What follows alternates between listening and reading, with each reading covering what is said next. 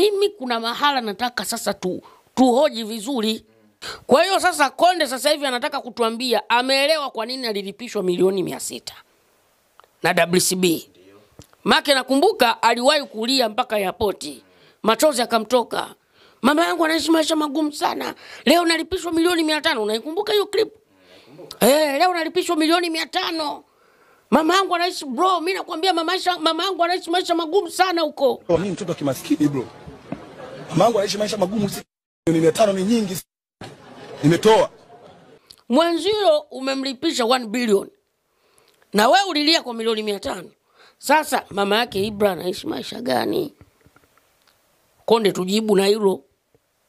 Na hii inatuthibitishia kwamba kumbe yale aliyoyaongea Harmonize ni ya uongo.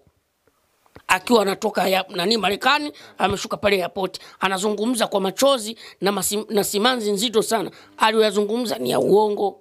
Kama ndio anajua hii ni biashara, alishindwaje kujua kwamba kile alichokuwa anakifanya Diamond na WCB kumlipisha yeye milioni 600 ni biashara? Salisaini mkataba. Kwa nini muda ule alishindwa kutambua kwamba hii ni biashara ya WCB au Diamond pamoja na yeye? Kwa nini anakuja kugundua kwa Ibra ni biashara?